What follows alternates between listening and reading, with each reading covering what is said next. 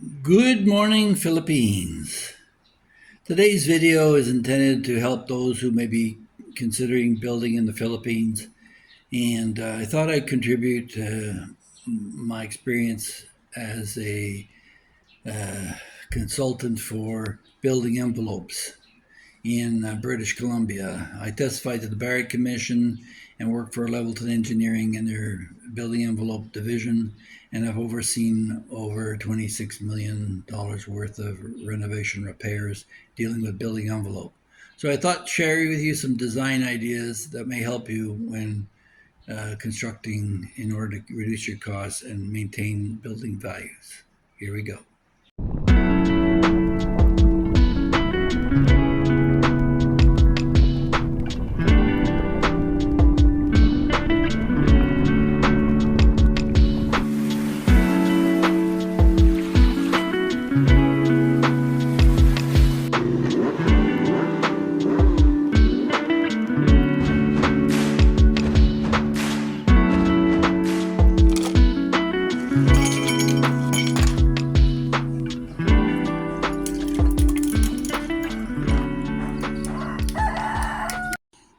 Okay, in today's video, we're going to look over three aspects. Number one would be the location of your construction, and number two would be the ventilation through its central column and the effects of air density. And number three would be the windrows effect, which in large part is virtually ignored in much construction to the detriment of the builders. So, first of all, in terms of location, if you're at a higher elevation, obviously you're going to have cooler, denser, not denser, but thinner air than you would at sea level. Sea level, you've got the compression of the whole atmosphere, and you're relying on coastal breezes. And in the mountains, with the trees and the structure being against the side of a hill or whatever, it may impede the flow of air, and the flow of air is your number one concern. So if you're building along the coast, you're going to have to be concerned about typhoons and winds and the rest of it. But during the rest of the year, it's much to your advantage for a free flow of air, and that'll help you in keeping your house cool. And the draft itself will help in the structure maintaining a drier, although saltier atmosphere. And that's one of your concerns, being directly near the coast, is that the salt does permeate the air and it will attack everything. It'll attack all your fixtures, your electrical outlets, your aluminum window frames. They will corrode in a salt atmosphere, and it will attack even plastics in your area.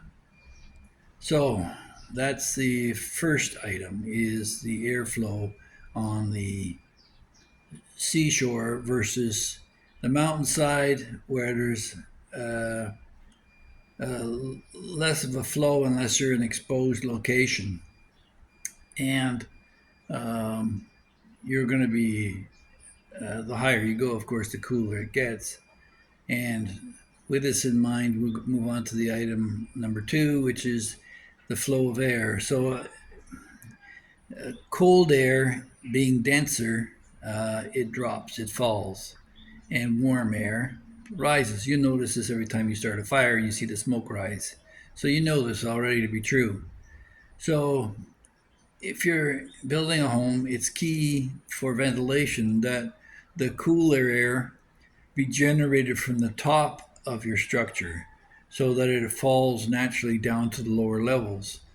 If you start at the lower level, it will sit there and it will not cool your whole house.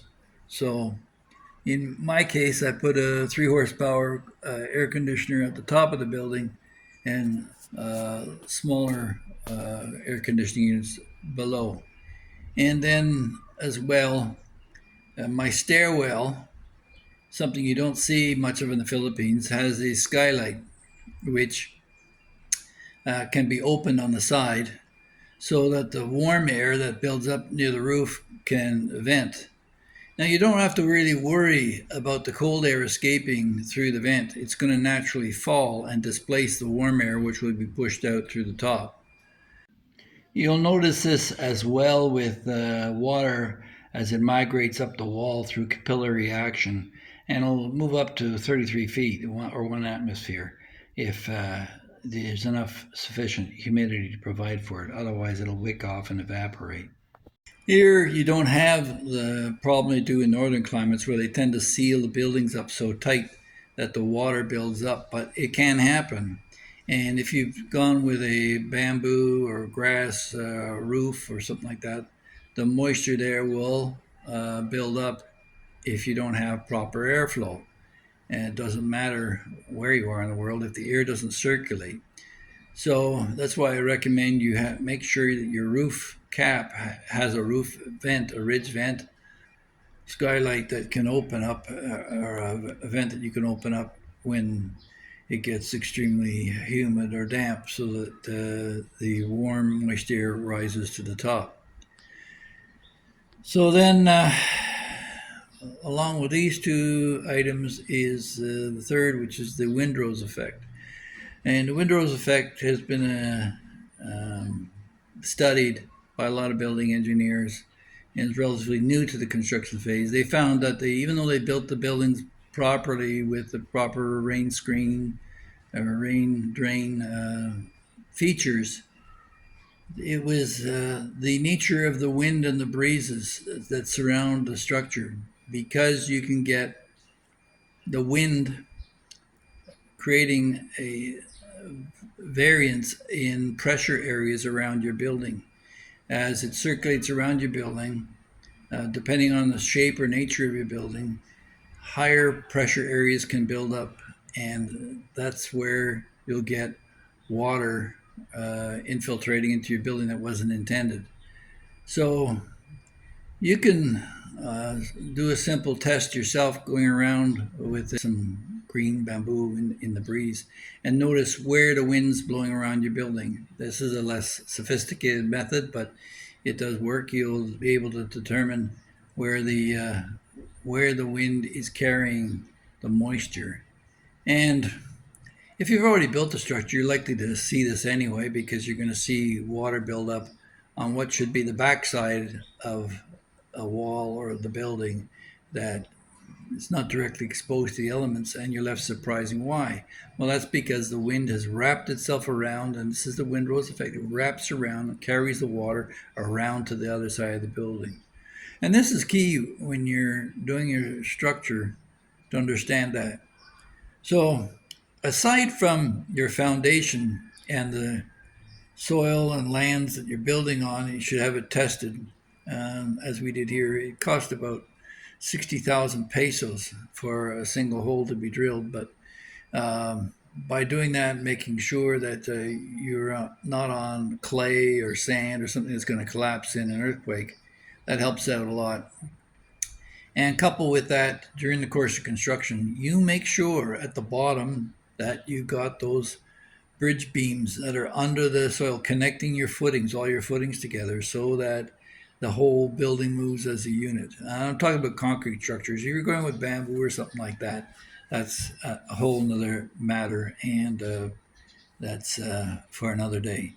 So hopefully this will help you out. So you remember your location. Location is the number one rule of real estate, and so it is with construction. How you orient your building, the number of levels, and the structure itself will affect the costs of overall heating and cooling.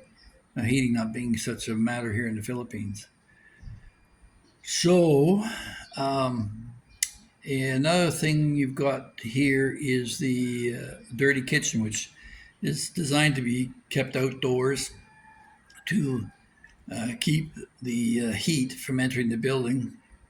But a lot of modern structures have interior kitchens, and you must make sure that you have enough capacity in a hood fan to draw off not only the heat but the gases if you're heating with gas, because you don't want those fumes building up inside your unit. So there you go. You've got location and your building heat and cool engineering requirements and your windrows effect. Those are the key elements you have to look for in terms of construction. I don't see any engineering firms here in the Philippines so far, anyway, that deal with building envelope. Simply because the structures here are built in large part so open that enough ventilation migrates through the walls anyway without any need for any kind of drainage system. I noticed when all my windows were put in, they didn't use any sealant around any of the windows. So little critters and things can migrate behind the wall structure in the window. So there you go. That's it for this one. If you'd like to know more about living here in the Philippines from myself, don't forget to like, share, and subscribe. Have a good one.